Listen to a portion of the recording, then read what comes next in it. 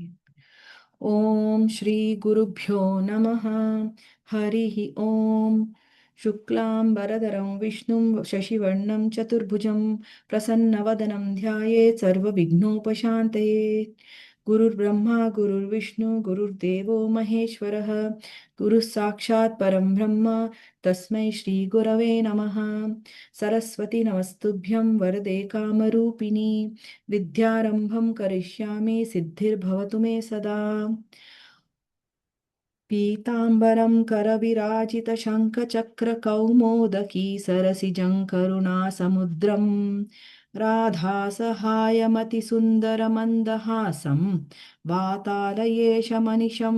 हृदि भावयामि। ॐ नमो भगवते वासुदेवाय। ॐ श्रीकृष्णाय परब्रह्मणे नमः। अथ श्रीमन्नारायणीयं प्रथमं दशकं श्रीभगवन्महिमानुवर्णनम्।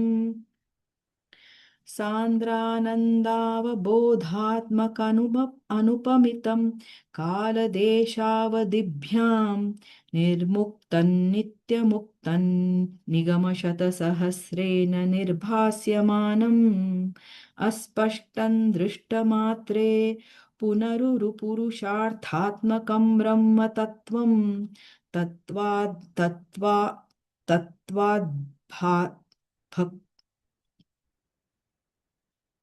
तत्त्वाद्भाति साक्षात् कुरु पवनपुरे हन्त भाग्यञ्जनानाम् एवं दुर्लभ्य वस्तुन्यपि सुलभतया हस्तलब्धे यदन्यत्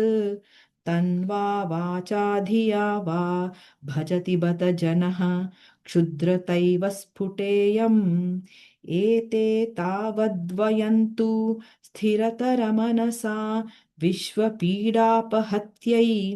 निःशेषात्मानमेनं गुरुपवनपुराधीशमेवाश्रयामः। सत्वं यत्तत्पराभ्यामपरिकलनतो निर्मलन्तेन तावत् भूतैर्भूतेन्द्रियैस्ते वपुरिति बहुशः श्रूयते व्यासवाक्यम्। तत्स्वच्छत्वाद्यच्छादाच्छितपरसुखचिद्गर्भनिर्भासरूपं तस्मिन् धन्या रमन्ते श्रुतिमतिमधुरे सुग्रहे विग्रहे ते निष्कम्पे नित्यपूर्णे निरवधि परमानन्दपीयूषरूपे निर्लीनानेकमुक्तावलि सुभगतमे निर्मलब्रह्मसिन्धौ कल्लोलोल्लासतुल्यं खलु विमलतरं सत्त्वमाहुस्तदात्मा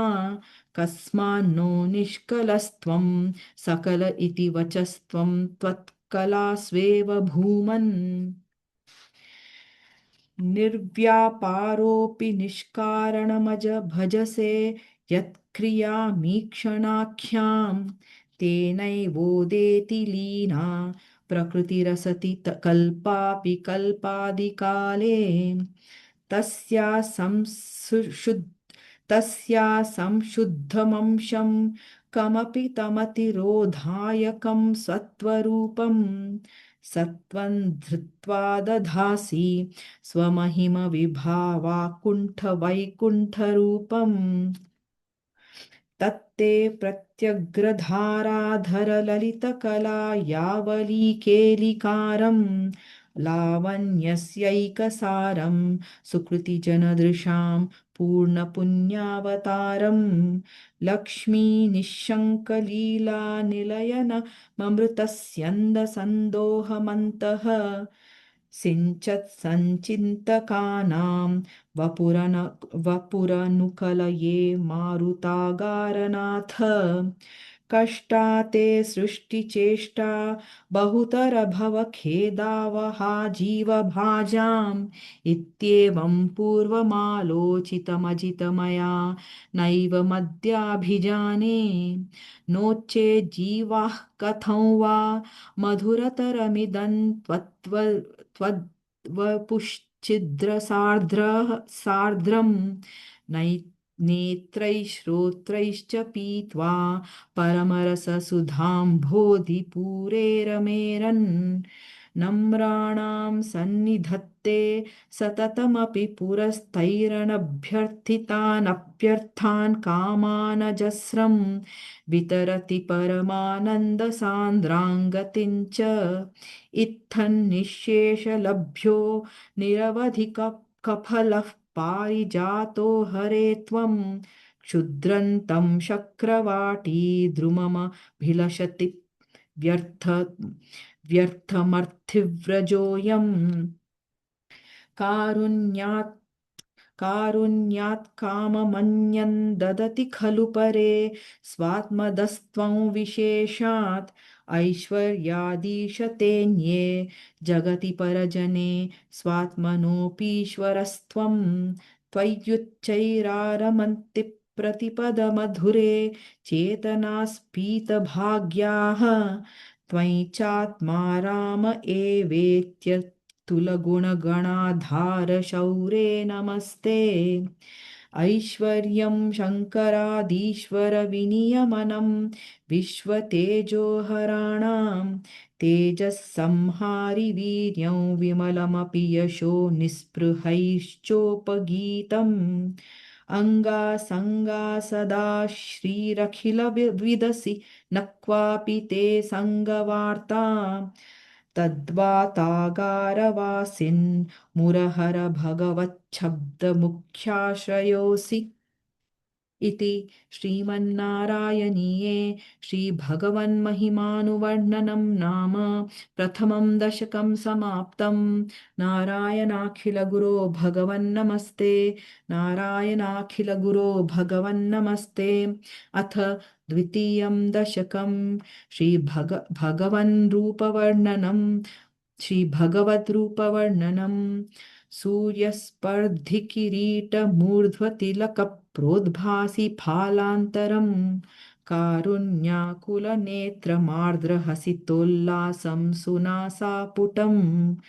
गण्डोद्यन्मकराभकुण्डलयुगं कण्ठोज्ज्वलत्कौस्तुभं त्वद्रूपं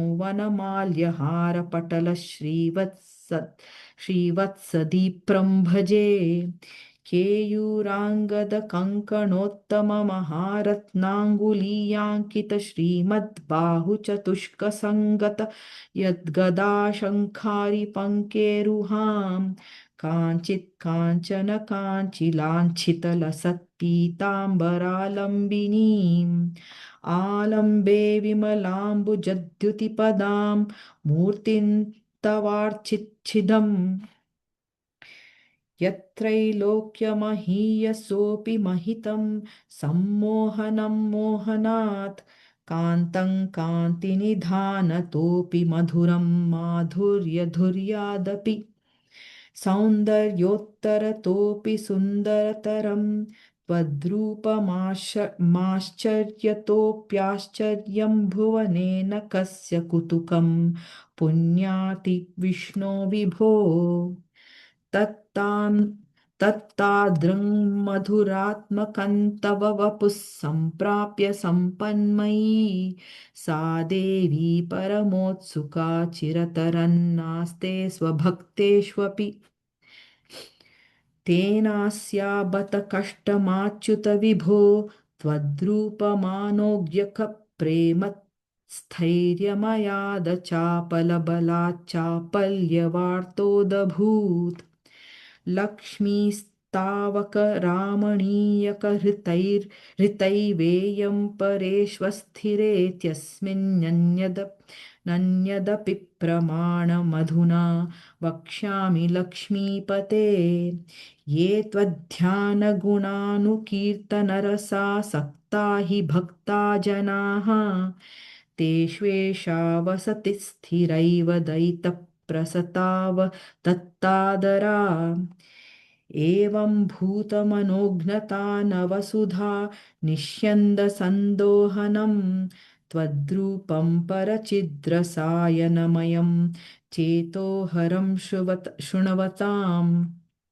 सद्यः प्रेरयते मतिं मदयते रोमा रोमाञ्चयत् यङ्गकम् व्यासिञ्चत्यपि शीतबाष्पविसरैरानन्दमूर्च्छोद्भवैः एवं भूततया हि भक्त्यभिहितो योगः स योगद्वयात् कर्मज्ञानमयाद्भुतोऽष्टमतरो योगीश्वरैर्गीयते सौन्दर्यैकरसात्मके त्वयि खलु प्रमेयप्रकाशात्मिकां भक्तिर्निःश्रममेव विश्वपुरुषैर्लभ्या रमावल्लभ निष्कामन्यतस्वधर्मचरणं यत्कर्मयोगाभिधं तद्दूरेत्यफलय्यदोपनिषद् लभ्यं पुनः तत्व्यक् व्यक्ततया सुदुर्गमतरं चिन्तस्य तस्माद्विभो त्वत्प्रेमात्मकभक्तिरेव सततं स्वादीयसी श्रेयसी अत्यायासकराणि कर्मपटलान्याचर्य निर्यान्मलाः बोधे भक्तिपथेऽथवाप्युचित तामायान्ति किन्तावताम् क्लिष्टा तर्कपथे परन्तव वपुर्ब्रह्माख्यमन्ये पुनः चित्तार्द्रत्वमवृते चित्तार्द्रत्वमृते विचिन्त्य बहुभिः सिद्ध्यन्ति जन्मान्तरैः त्वद्भक्तिस्तु कथारसामृतझरी निर्मजन्नेन स्वयं सिद्ध्यन्ति विमलप्रबोधपदवीम् अक्लेशतस्त्वन्वती सद्यः सिद्धिकरी जयत्ययि विभो सैवास्तु मे त्वत्पदप्रेम प्रौढिरसार्द्रता धृतितरं वातालयाधीश्वर इति श्रीमन्नारायणीये भगवद्रूपवर्णनं नाम द्वितीयं दशकं समाप्तं नारायणाखिलगुरो भगवन्नमस्ते नारायणाखिलगुरो भगवन्नमस्ते अथ तृतीयं दशकं भगवत्स्वरूपवर्णनं भक्तिप्रार्थना च पठन्तो नामानि प्रमदभरसिन्धौ निपतिताः स्मरन्तो रूपन्ते वरद कथयन्तो गुणकथाः चरन्तो ये भक्तास्त्वयि खलु रमन्ते परममून् अहं धन्या मन्ये समधिगत सर्वाभिलषितान् गदक्लिष्टं कष्टं तव चरणसेवारसभरेऽप्याना सक्तं चित्तं भवति बत विष्णो कुरु दयाम् भवत्पादाम्भोजस्मरणरसिको नाम निवहान् अहं गायं कुहचन विवस्त्यामि विजने कृपा ते जाता चेत् किमिव न हि लभ्यन्तनुभृतां मदीयक्लेशौघप्रशमन दशा नाम कियती न के लोकेऽस्मिन्न निशमयि शोकाभिरहिताः भवद्भक्ता मुक्ताः सुखगतिमसक्ता विदधते मुनिप्रौढारूढा जगति खलु गूढात्मगतयः भवत्पादाम्भोजस्मरणविरुजो नारदमुखाः चरन्ति स्वैरं सततपरिनिर्भातपरिचित् सदानन्दाद्वैतप्रसरपरिमग्नाः किमपरम् भवद्भक्तिस्फीता भवतु मम सैव प्रशमयेत् अशेषक्लेशौघन् खलु हृदि सन्देहकणिकाम् न चेद्व्यासस्योक्तस्तव च वचनन्नैगमवचः भवेन्मिथ्यारथ्या पुरुषवचनप्रायमखिलम् भवद्भक्तिस्तावत् प्रमुखमधुरा त्वाद्गुणरसात् किमप्यारूढा चेदखिलपरितापप्रशमनी पुनश्चान्ते स्वान्ते विमलपरिबोधोदयमिलन् महानन्दाद्वैतं दिशति किमतः प्रार्थयमपरम् प्रार्थ्यमप प्रार्थ्यमपरम् विधूय क्लेशान् मे कुरु चरणयुग्मन् धृतिरसं भवत्क्षेत्रप्राप्तौ करमपि च ते पूजनविधौ भवन्मूर्त्यालोके नयनमथ ते पादतुलसी परिघ्राणे घ्राणं श्रवणमपि ते चारुचरिते प्रभूताधिव्याधिप्रसभचलिते मामकहृदि त्वदीयं तद्वद्रूपं परमरस चिद्रूपमुदीयात् उदञ्चद्रोमाञ्चो गलितबहु हर्षाश्रुनिवहः यथा विस्मर्यासन् दुरुपशमपीडा परिभवान् मरुद्गेहाधीशत्वयि खलु पराञ्चोऽपि सुखिनः भवत्स्नेही सोऽहं सुबहु परितप्ते च किमिदम् अकीर्तिस्ते मा भूद्वरद गदभारं प्रशमयन् भवद्भक्तोत्तत्सं झटिति कुरु मां सदमन किमुक्तैर्भूयोभिस्तव हि करुणा यावदुदीयात् अहन्तावद्दैव प्रहितविविधार्थप्रलपितः पुरः क्लुप्ते पादे वरद तव नेष्यामि दिवसान् यथा शक्तिव्यक्तिन्नतिनुति निषेवा विरचयन् इति श्रीमन्नारायणीये भक्तिस्वरूपवर्णनं भक्तिप्रार्थना चेति तृतीयं दशकं समाप्तम् नारायणाखिलगुरो भगवन्नमस्ते नारायणाखिलगुरो भगवन्नमस्ते अथ चतुर्थं दशकम् अष्टाङ्गयोगवर्णनं योगसिद्धिवर्णनं च कल्यतां मम कुरुष्व तावतीं कल्यते भवदुपासनय्यया स्पष्टमष्टविधयोगचर्यया पुष्टयाशु तव तुष्टिमाप्नुयां ब्रह्मचर्यदृढतादिभिर्यमैः आप्लवादिनियमैश्च पाविताः कुर्महे दृढममी सुखासनं पङ्कजाद्यमपि वा भवत्पराः तारमन्तरनुचिन्त्य सन्ततं प्राणवायुमभियम्य निर्मलाः इन्द्रियाणि विषयादथापहृता स्महे भवदुपासनोन्मुखाः अस्फुटे वपुषि ते प्रयत्नतः धारयेमधिषणां मुहुर्मुहुः तेन भक्तिरसमन्तरार्द्रताम् उद्वहेम भवदङ्घ्रिचिन्तकाः विस्फुटावयवभेदसुन्दरं त्वद्वदुपशु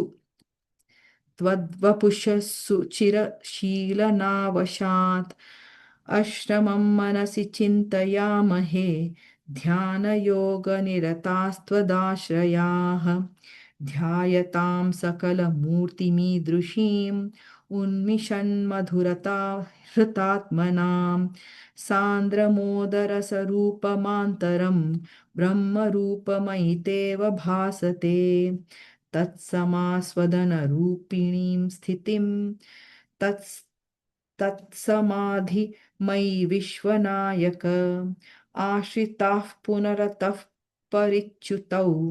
आरभेमहि च धारणादिकम् इत्थमभ्यसननि निर्भलोल्लसत् त्वत्परात्मसुखकल्पितोत्सवाः मुक्तभक्तकुलमौलिताङ्गताः सञ्चरेम शुकनारदादिवत् वत्समाधिविजयेतु यः पुनः रसिकः क्रमेण वा योगवश्यमनिलं षडाश्रयैः उन्नयत्यज सुषुम्नया शनैः लिङ्गदेहमपि सन्त्यजन्नतः लीयते त्वयि परे निराग्रहः ऊर्ध्वलोककुतुकी तु मूर्धतः सार्धमेव करणैर्निरीयते अग्निवासरवरलक्ष्यपक्षगैः उत्तरायणजुषा च दैवतैः प्रापितो रविपदं भवत्परः मोदवान् ध्रुवपदान्तमीयते आस्थितोत्थमहरालये यदा शेषवक्त्रदहनोष्मनार्ध्यते ईयते भवदुपाश्रयस्तदा वेधसः पदमतः पुरैव वा तत्र वा तव पदेत्थवा वसन् प्राकृत प्राकृतप्रलय एति मुक्तताम् स्वेच्छया खलु पुरा विमुच्यते संविभिद्य जगदण्डमोजसा तस्य च क्षितिपयो महोज्ञिलज्ध्यो महत्प्रकृतिसप्तकावृत्तिः तत्तदाम् तत्तदात्मकतया विशन् सुखी याति ते पदमनावृतं विभो आर्चिरादिगतिमीदृशीं व्रजन् विचिन् विच्यु विच्युतिन्न भजते जगत्पते सच्चिदात्मक भवद्गुणोदयान् उच्चरन्मनिलये उच्चरन्तमनिलेश पाहि माम् इति श्रीमन्नारायणीये अष्टाङ्गयोगवर्णनं योगसिद्धिवर्णनं चेति चतुर्थं दशकं समाप्तं नारायणाखिलगुरो भगवन्नमस्ते नारायणाखिलगुरो भगवन्नमस्ते अथ पञ्चमं दशकं विराट् पुरुषोत्पत्तिवर्णनम् व्यक्ताव्यक्तमिदं न किञ्चिदभवत् प्राक् प्राकृतिप्रक्षये माययाङ्गुणसाम्यरुद्धविकृतौ तव्ययागतयां गतायां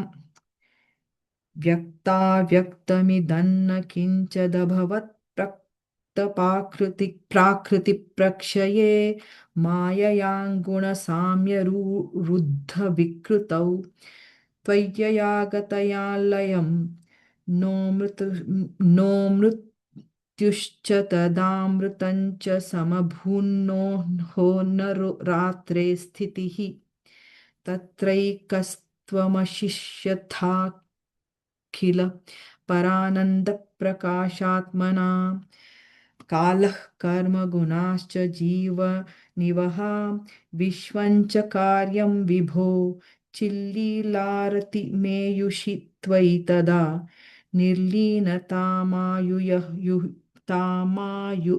तामाययुः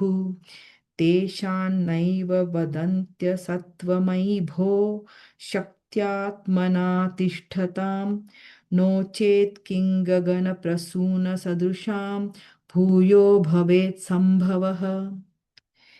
एवञ्च द्विपरार्धकालविगतां वीक्षांसि सृक्षात्मिकां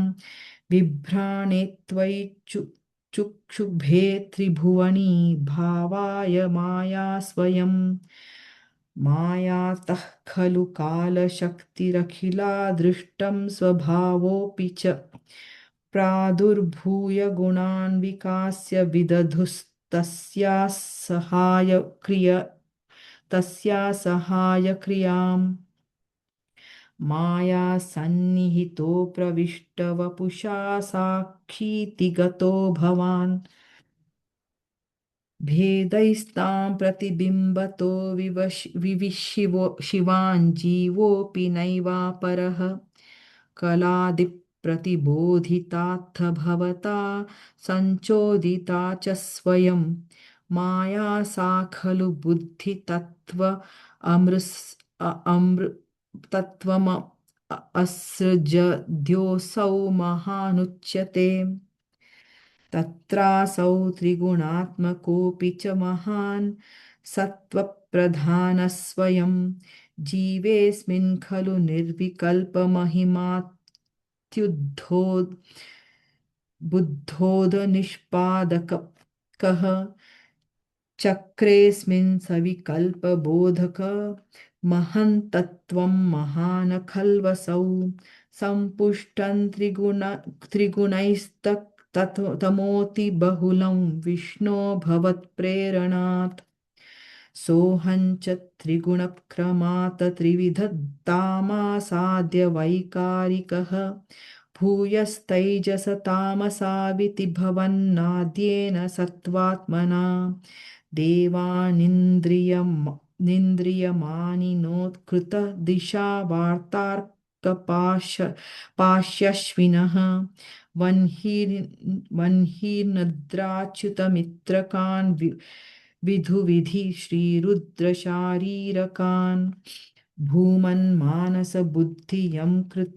बुद्धिहंकृति मिलच्चित्ताख्यं वृत्यन्वितं तच्चान्तःकरणं विभो तव बलात् तत्त्वांश एवासृजत् जातस्तैजसतो दशेन्द्रियगणस्तत्तामसां शान्त्युः तन्मात्रन्नभसो मरुत्पुरपते शब्दो जनि त्वद्बलात् शब्दाद्वयोमतत्ससर्जिथ विभो स्पर्शन्ततो मारुतं तस्माद्रूपमतो महोत्थ च रसं तयोञ्च गन्धं महीम्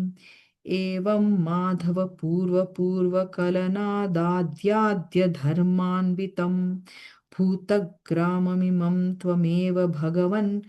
प्राकाशयत्तामसात् एते भूतगणास्तथेन्द्रियगणा देवाश्च जातः पृथक् नोषेकुर्भुवनाण्डनिर्मितिविधौ देवैरमीभिस्तदा त्वन्नानाविधसूक्तिभिर्नुत गुणस्तत्त्वान्यमूर्ण्या विशन् चेष्टाशक्तिमुदीर्यतानि घटयन् हैरण्यमण्डव्यधाः अण्डन् तत्खलु पूर्वसृष्टिसलिले तिष्ठत्सहस्रं समाः निर्भिन्नदन्नकृताश्च तुर्दश जगद्रूपं विराडाह्वयं साहस्रैः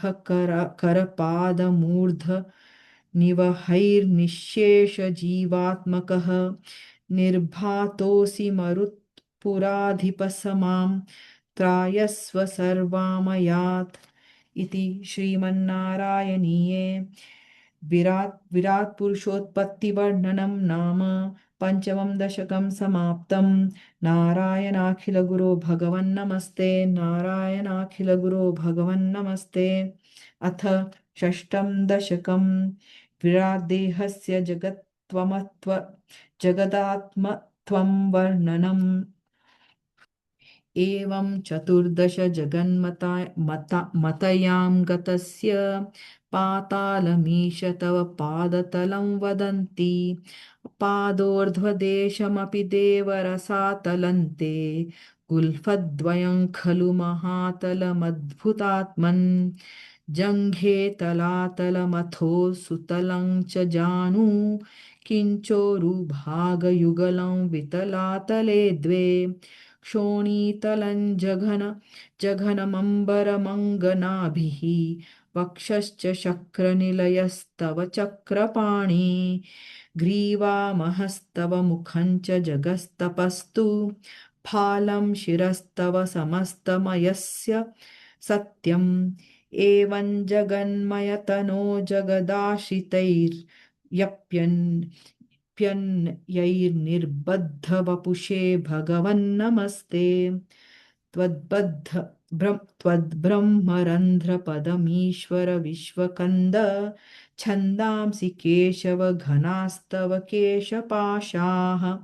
उल्लासि चिल्लियुगलं द्रुहिणस्य गेहं पक्ष्माणि रात्रिदिवसौ सविता च नेत्रे निःशेष विश्वरचना च कटाक्षमोक्षः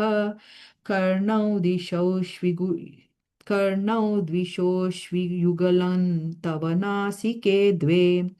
लोभत्रपे च भगवन्नधरोत्तरोष्ठौ तारागणश्च दशनां शमनश्च दंष्ट्रा मायाविलासहसितं श्वसितं समीरः जिह्वाजलं वचनमीश शकुन्तपङ्क्तिः सिद्धादयस्वरगणामुखरन्ध्रमग्निः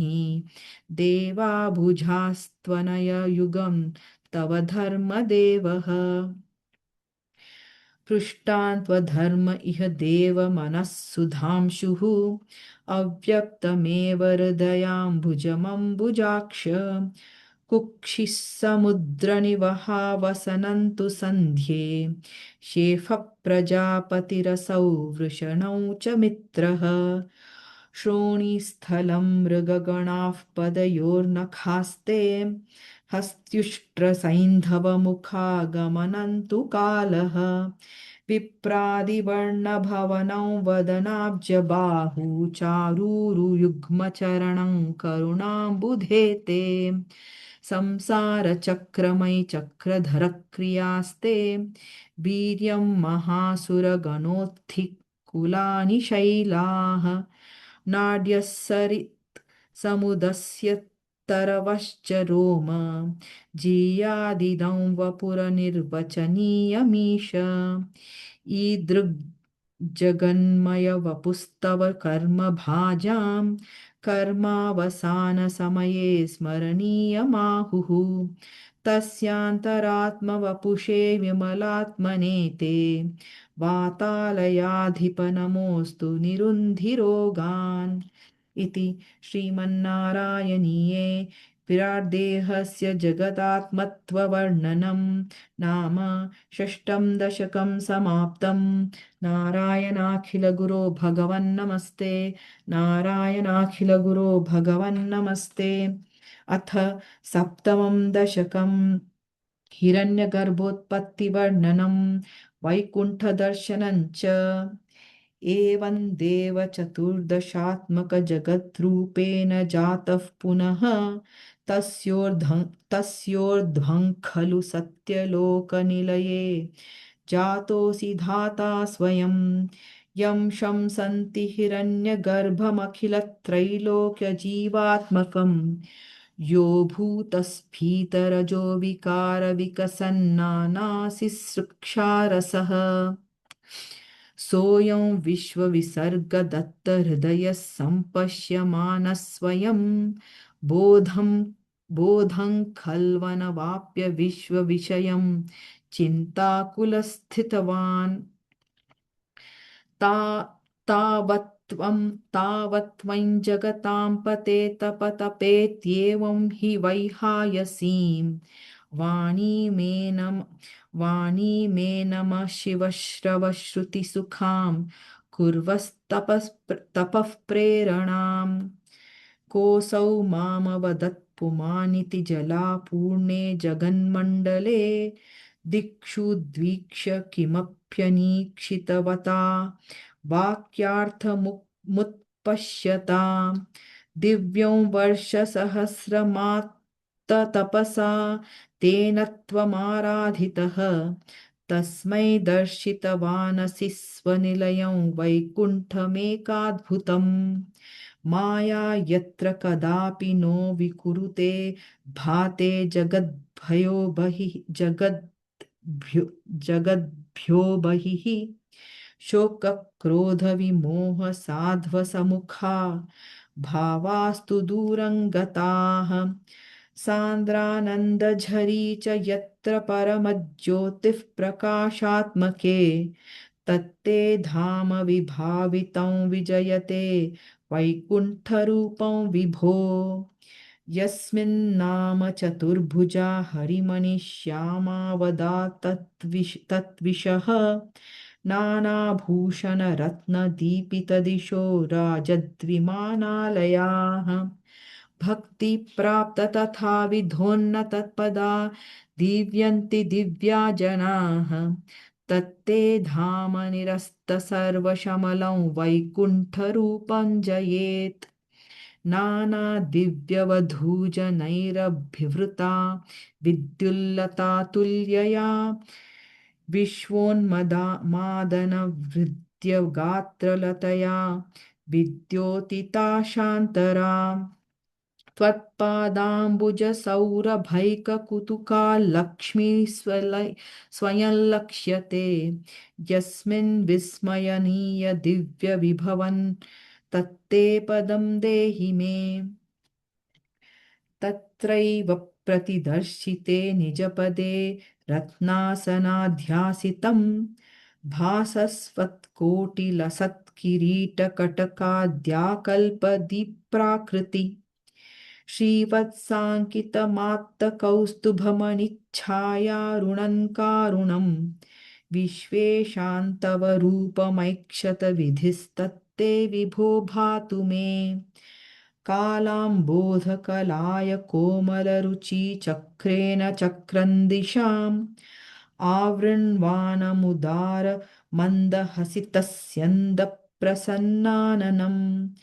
राजत्कम्बुगदारि पङ्कजधर श्रीमद्भुजामण्डलम्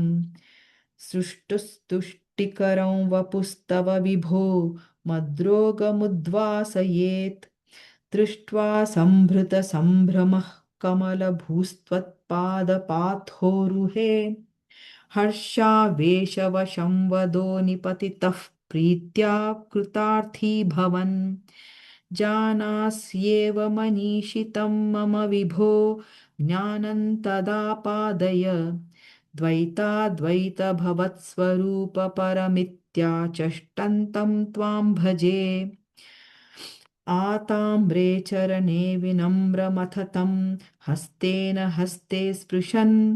बोधस्ते भविता न सर्गविधिभिर्बन्धोऽपि सञ्जायते इत्याभाष्य गिरं प्रयोच्य प्रतोष्य नितरां तच्चित्तगूढस्वयं सृष्टौ तं समुदैर्यस्य भगवन्नुल्लासयोल्लाघताम् इति श्रीमन्नारायणीये हिरण्यगर्भोत्पत्तिवर्णनं वैकुण्ठदर्शनं चेति सप्तमं दशकं समाप्तं नारायणाखिलगुरो भगवन्नमस्ते नारायणाखिलगुरो भगवन्नमस्ते अथ अष्टमं दशकं प्रलयवर्णनं जगत्सृष्टिप्रकारवर्णनं च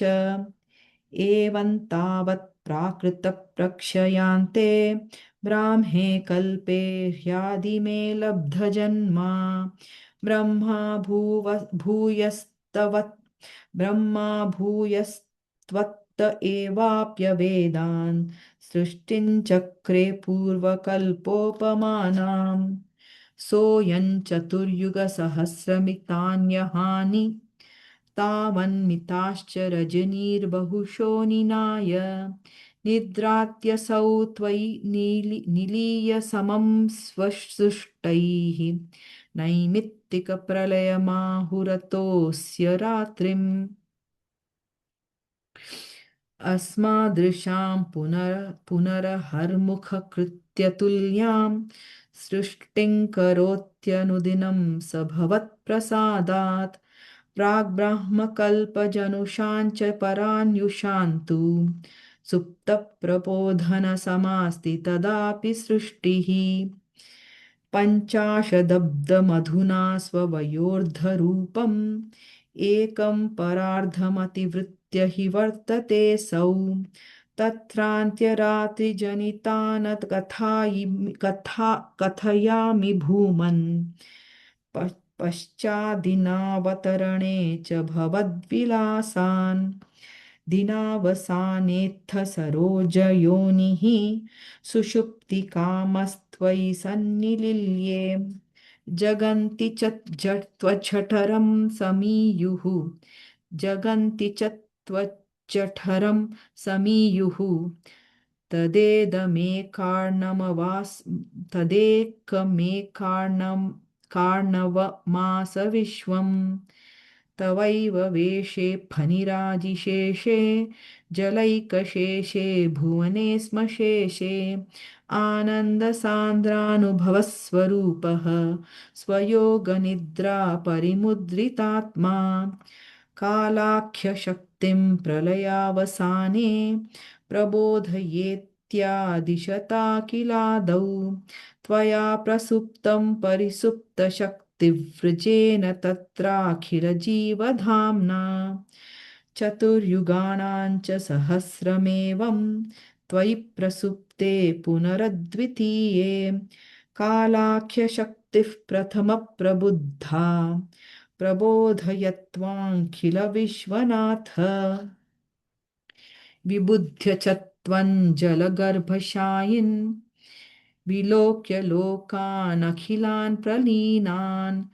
तेष्वेव सूक्ष्मात्मतया निजान्तः स्थितेषु विश्वेषु ददाथ दृष्टिम्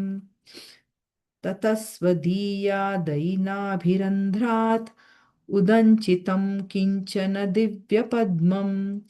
नलीननिःशेषपदार्थमाला सङ्क्षेपरूपं मुकुलायमानम् तदेतदम्भोरुह कुड्मलन्ते कलेबरात्तोयपथे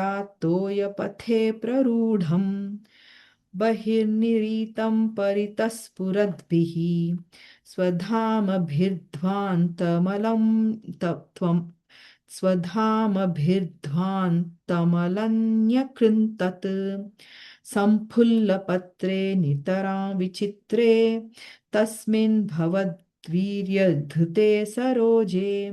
सपद्मजन्मा विधिराविरासीत् स्वयं प्रबुद्धाखिल वेदराशिः अस्मिन् परात्मन्ननुपाद्मकल्पे त्वमित्थमुत्थापितपद्मयोनिः अनन्तभूमा मम योगराशिं निरुन्धि वातालयवासविष्णो इति श्रीमन्नारायणीये प्रलयवर्णनं जगत्सृष्टिप्रकारवर्णनं चेति अष्टमं दशकं समाप्तम् नारायणाखिलगुरो भगवन्नमस्ते नारायणाखिलगुरो भगवन्नमस्ते अथ नवमं दशकं जगत्सृष्टिवर्णनं स्थितस्य कमलोद्भवत्तव हि नाभिपङ्केरुहे कुतस्त्विदिदम्बुज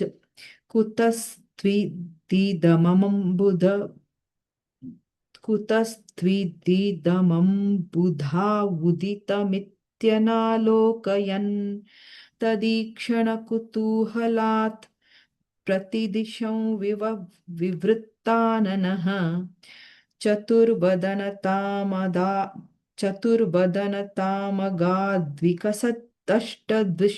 अष्टदृष्ट्याम्बुजाम्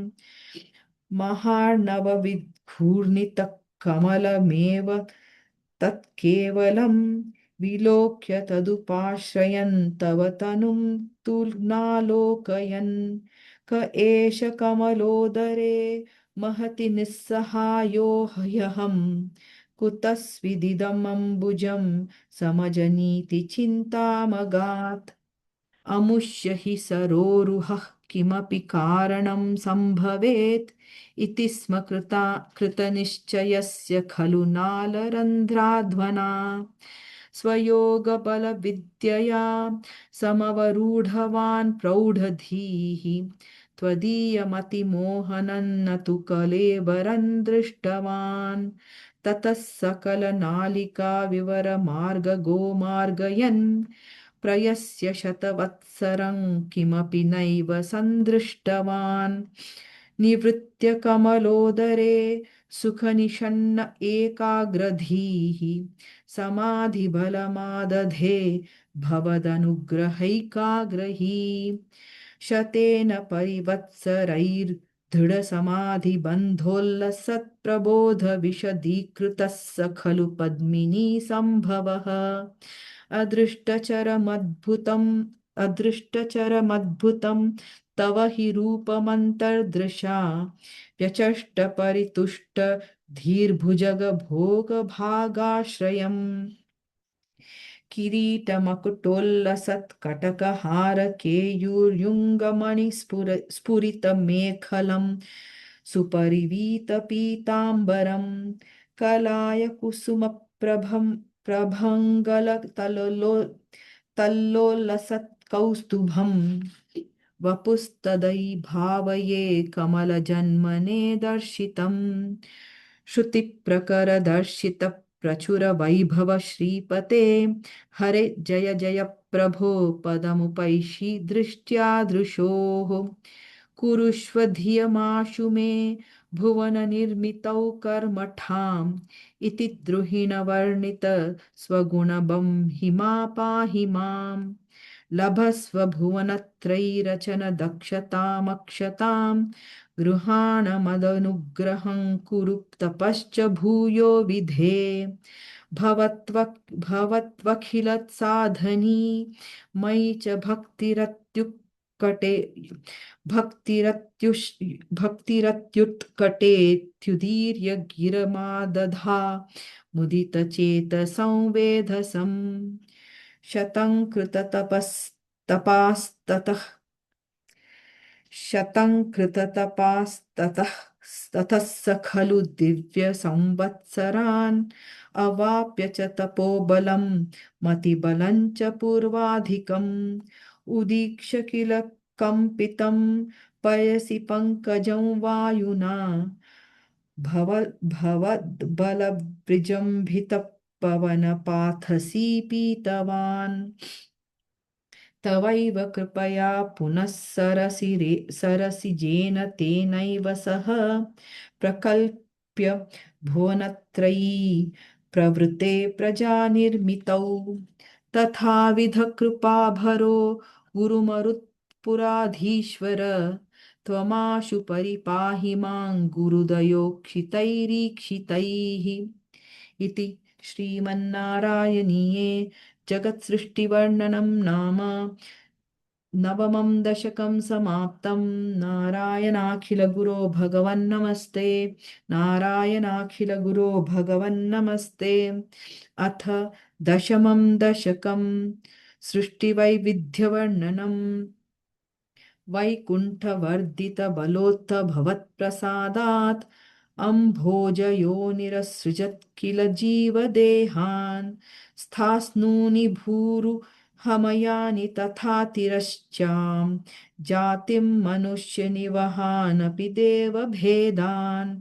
मिथ्याग्रहास्मि मतिरागविकोपभीतिः अज्ञानवृत्तिमिति पञ्चविधां ससृष्ट्वा उद्दामतामसपदार्थविधानदूनः तेने त्वदीयचरणस्मरणौ विशुद्ध्यै तावत् ससर्ज मनसा सनकं सनन्दं भूयः सनातनमुनिं च सनत्कुमारम् ते सृष्टिकर्मणि तु तेन नियुज्यमानाः त्वत्पादभक्तिरसिका जगृहुर्न तावत् प्रकोपमुदितं प्रतिरुन्धतोऽस्य भ्रूमध्यतो जनिमृडो भवदेकदेशः नामानि मे कुरु पदानि च हा विरिञ्चेत्यादौ रुरोध किल तेन सरुद्रनामा एकादृशाह्वयतया च विभिन्नरूपं रुद्रं विधाय दयिता वीताश्च दत्त्वा तावन्यतदत्त च पदानि भवत्प्रणुन्नः प्राहः प्रजाविरचनाय च सादरन्तम् रुद्राभिसृष्टभयदाकृति रुद्रसङ्घः सम्पूर्यमान भुवनत्रयभीतचेताः मा प्रजासृज तपश्चर मङ्गलायेत्याचष्ट तं कमलभूर्भवदीरितात्मा तस्याथ सर्गरसिकस्य मरीचिरत्रिः तत्राङ्गिराः क्रतुमुनिः पुलस्त्यः अङ्गादजायत भृगुश्च विशिष्टदक्षौ अङ्गादिजायत भृगुश्च वसिष्ठदक्षौ श्रीनारदश्च भगवन् भवदङ्घ्रिदासः धर्मादिकानभिसृजन्नथ कधर्मञ्च धर्माधिकानभिसृजन्नथ कर्दमञ्च वाणी विधाय विधिरङ्गजसङ्कुलोऽभूत् त्वद्बोधितैः सनकदक्षमुखैस्तनूजैः उद्बोधितश्च विररामतमो विमुञ्चन् वेदान् पुराणनिवहानपि सर्वविद्याः कुर्वन्निजाननगणाच्चतुराननोऽसौ पुत्रेषु तेषु विनिधाय ससर्गवृद्धिम् अप्राप्नुवंस्तव पदाम्बुजमाश्रितोऽभूत् जानन्नुपायमथ देहमजो विभज्य स्त्रीपुंसभावमभजन्मनु तद्वधूभ्याम् ताभ्यां च मनुषकुलानि विवर्धयंस्त्वं गोविन्दमारुतपुरेश निरुन्धिरोगान् इति श्रीमन्नारायणीये सृष्टिवैवर्ध्यवर्णनं नाम दशमं दशकं समाप्तं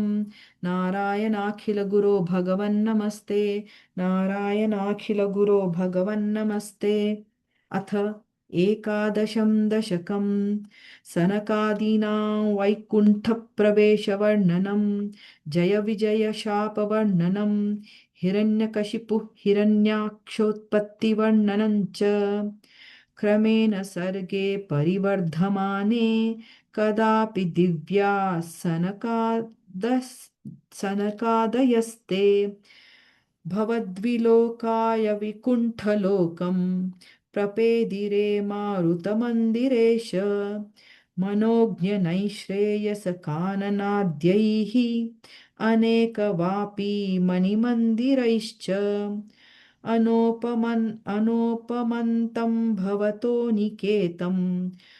मुनीश्वराः प्रापुरतीतकक्ष्याः भवद्दिदृक्षून् भवनौ विविक्षून् द्वास्थौ जयस्तान् विजयोऽप्यरुन्धाम् तेषां च चित्ते पदमापकोपः सर्वं भवत्प्रेरणयैव भूमन्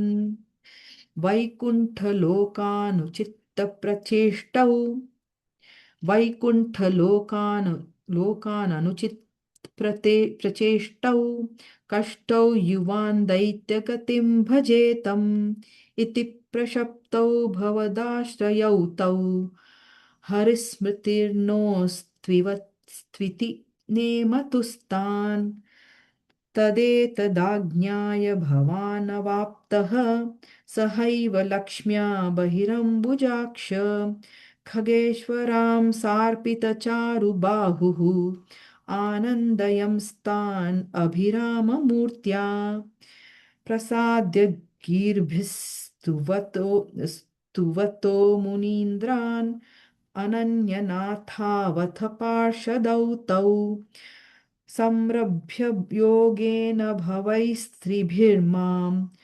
उपेतमित्यात्तकृपन्यगादीः त्वदीयभृत्यावथ काश्यपात्तौ सुरारिवीर्या उदितौ द्वितौ द्वौ सन्ध्यासमुत्पादनकष्टचेष्टौ यमौ च लोकस्य यमाविवान्यौ हिरण्यपूर्वः कशिपुः किलैकः पुरो हिरण्याक्ष इति प्रतीतः उभौ भवन्नाथमशेषलोकम् वृषान्यरुन्धान्निजवासनान्धौ तयोर्हिरण्याक्षमहासुरेन्द्रः रणाय धावन्ननवाप्त्यवैरी भवत्प्रियाक्ष्मां सलिले निमज्य चचार गर्वाद्विनदन् गदावान् ततो जलेशात् सदृशं भवन्तं निशम्य बभ्राम गवेषयंस्त निशम्य बभ्राम गवेषयंस्त्वां भक्तैकदृश्यः स कपानिधे त्वं निरुन्धिरोगान् मरुदालयेश इति श्रीमन्नारायणीये सन सनकादीनां वैकुण्ठप्रवेशवर्णनं जय विजय शापवर्णनं हिरण्यकशिपु हिरण्यो हिरण्याक्षोत्पत्तिवर्णनं चेति एकादशं दशकं समाप्तं नारायणाखिलगुरो भगवन्नमस्ते नारायणाखिलगुरो भगवन्नमस्ते अथ द्वादशं दशकं वराहवतारवर्णनं भूम्युद्धरणवर्णनं च स्वायम्भुवो मनुरथो जनसर्गशीलः दृष्ट्वा महीमसमये सलिले निमग्नाम् सृष्टारमापशरणं भवदङ्घ्रिसेवा तुष्टाशयं मुनिजनैः सह सत्यलोके कष्टं प्रजासृजति मय्यवनिर्निमग्ना स्थानं सरोजभव कल्पय तत्प्रजानाम् इत्येवमेष कथितो मनुना स्वयंभूः अभ्योरुहाक्ष तव पादयुगं व्यचिन्तीत् हा हा विभो जलमहन्यपिबं पुरस्तात् अद्यापि मज्जति मही किमहं करोमि इत्थं त्वदङ्घ्रियुगलं शरणं यतोऽस्य नासापुटात् समभवः शिशुकोलरूपी अङ्गुष्ठमात्रवपुरुत्पतितः पुरस्तात् भूयोत्तकुम्भिसदृशः समजृम्भथास्त्वम् अम्भ्रे तथाविधमुदीक्ष्य भवन्तमुच्चैः विस्मेरतां विधिरगात् सह सूनुभिः स्वैः कोसा विचिन्त्य महिमा किटिरुत्थितो मे नासापुटात् किमु भवेत् अजितस्य माया इत्थं विचिन्त्य यति धातरि शैलमात्रः सद्यो भवन् किल जगर्जित घोरघोरम् तन्ते निनादमुपकर्ण्य जनस्तपस्थाः सत्यस्थिताश्च मुनयो नुनुवुर्भवन्तम् तत्स्तोत्रहर्षुल्लमनाः परिनद्य भूयः तोयाशयं विपुलमूर्तिरवातरस्त्वम् ऊर्ध्वप्रसारि परिधूम्रविधूतरोमा प्रोत्क्षिप्तवालधिरवाङ्मुख घोरघोणः तूर्णप्रदीर्णजलदः परिगूर्णदक्ष्णा स्तोतॄन्मुनीन् शिशिरस्यन्नवतेरिथत्वम् अन्तर्जलं तदनु सङ्कुलनख्रचक्रम् भ्राम्यत्तिमिङ्गिलकुलं कलुषोर्मिमालम् आविश्य भीषणरवेन रसातलस्थान् आकम्पयन् वसुमतीम् अगवेशयस्त्वम् दृष्ट्वाथ दैत्यहतकेन रसातलान्ते संवेशितान् झटिति कूटकिटीर्विभो त्वम् आपातुकान् विगणय्य सुरारिखेटान् दंष्ट्राङ्कुरेण वसुधामदधाल् सलीलम् अभ्युद्धरद्रन्नथ धरान् दशं नाग्न लग्न रक्ताङ्कुराङ्कित इवाधिकपीवरात्मा उद्भूतघोरसैलाज्जलधेरुदञ्चन्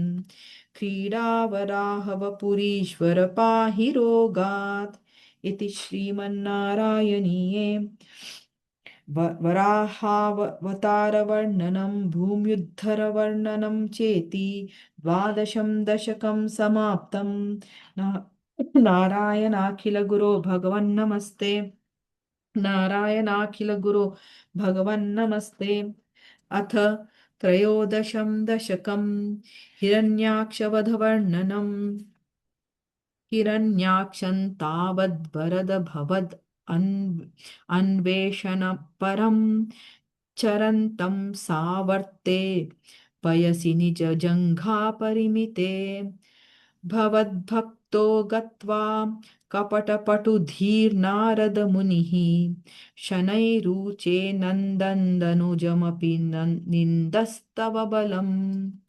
समायावी विष्णोर्हरति भवदीयां वसुमतीं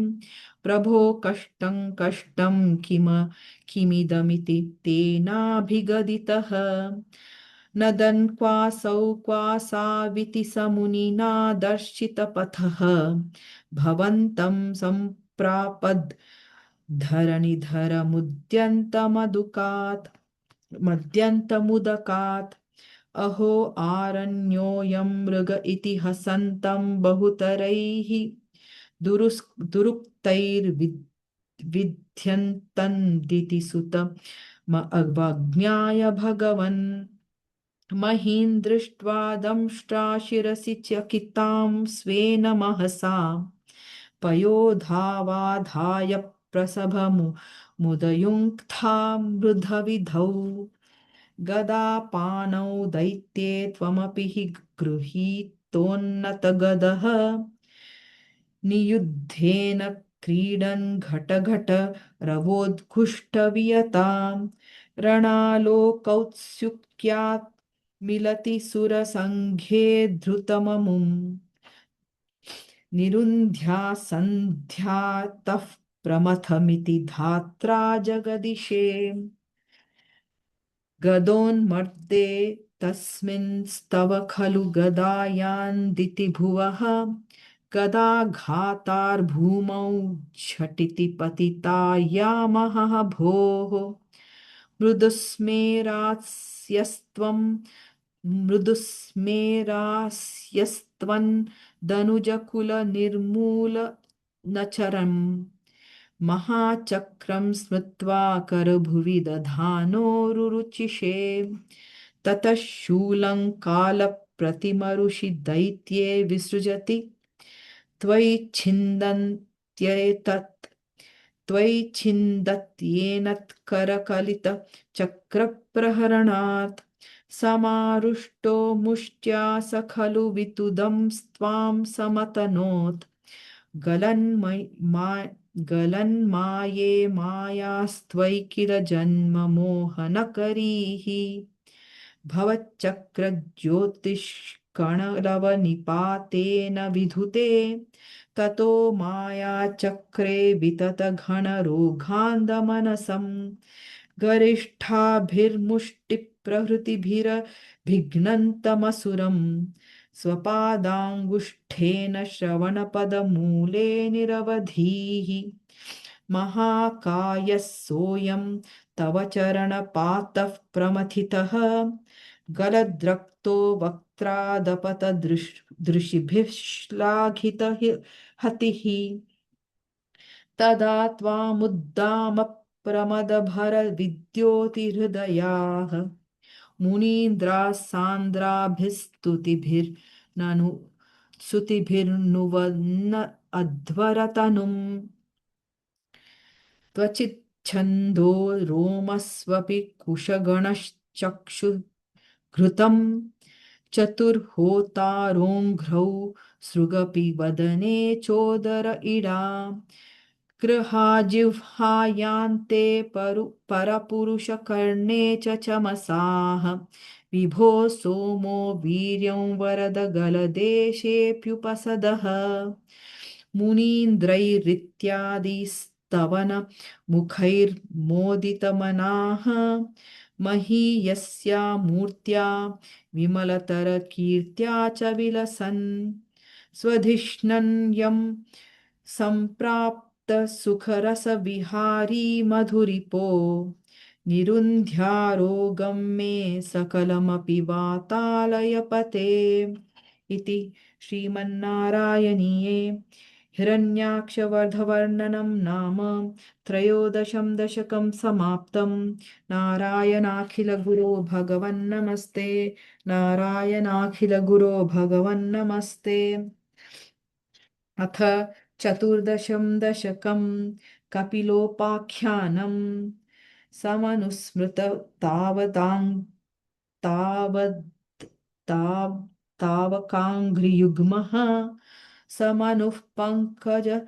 सम्भवाञ्जन्मा निजमन्तरमन्तरायहीनं चरितन्ते कथयन् सुखन्निनाय समये खलु तत्र कर्दमाख्यः द्रुहिणच्छाय भवत्तदीयवाचा धृतसर्गरसो निसर्गरम्यं भगवन्स्त्वाम अयुतं समासिषेवे गरुडोपरि कालमेघकम्रं विलसत्केलिसरोजपाणिपद्मं हसितोल्लसिताननौ विभो त्वं वपुरा विश्वकुरुषे कुरुषे स्म कर्दमाय स्तुवते पुलकावृताय तस्मै मनुपुत्रीन् दयितान्न वापि पुत्रीः कपिलञ्च सुतं स्वमेव पश्चात् स्वगतिञ्चाप्यनुगृह्य निर्गतो भूः समुनः शतरूपया महिष्या गुणवत्या सुतया च देवहूत्या भवदीरितनारदोपदिष्टः समगात् कर्दमगामागति प्रतीक्षम् मनुनोपहृताञ्च देवहूतिं तरुणीरत्नमवाप्य कर्दमोऽसौ भवदर्चननिर्वृतोऽपि तस्यां दृढशुश्रूषणया दधौ प्रसादम् स पुनस्त्वदुपासनप्रभावात् दयिता कामकृते कृते विमाने वनिताकुलसङ्कुलो नवात्मा व्यह व्यहर व्यहरद्वेव पथेषु देवहूत्या शतवर्षमथ व्यतीतसोऽयं नवकन्यासमवाप्य धन्यरूपाः वनयानसमुद्यतोऽपि कान्ताहितकृत्वजननोत्सुको कृत कृत्वजननोत्सुकोऽन्यवासीत् न्यवात्सीत् निजभर्तृगिरा भवन्निषेवा निरतां यामथ देवदेवहूत्यां अजायथा जनानां प्रथयिष्यन् परमात्मतत्त्वविद्याम् वनमेयुष कर्दमे प्रसन्ने मत सर्वस्वमपु मत सर्वस्वमपुपाशि दिशा वनमेयुषि कर्दमे प्रसन्ने मत सर्वस्वमुपादिशन् जनन्यै कपिलात्मकवायुमन्दिरेश त्वरितं त्वं परिपाहि मां गदौघात् इति श्रीमन्नारायणीये कपिलोपाख्यानं नाम चतुर्दशं दशकं समाप्तं नारायणाखिलगुरो भगवन्नमस्ते नारायणाखिलगुरो भगवन्नमस्ते अथ पञ्चदशं दशकं कपिलोपदेशम् मतिरिह गुणसक्ता बन्धकृत्वेष्वसक्ता त्वमृतकदु कृदपुरुन्धे भक्तियोगस्तु सक्तिं मदनुग्रहलभ्या भक्तिरेवात्र साध्या कपिलतनुरिति त्वं देवहूत्यै न्यगादीः महद अहङ्काराश्च मात्राश्च भूतान्यपि हृदपि दशाक्षी पुरुषः पञ्चविंशः इति विदितं विभागो मुच्यते सौ प्रकृत्या कपिलतनुरिति त्वं देवहूत्यै नगादीः प्रकृतिगतगुणौघैर्न्या प्रकृतिगुण प्रकृतिगतगुणौघैर्नाज्यते पुरुषोऽयं यदि तु सजति तस्यान् तद्गुणास्तं भजेरन् मदनुभजन तत्त्वालोचनैः साप्यपेयात् कपिलतनुरिति त्वं देवहूत्यै न्यगादीः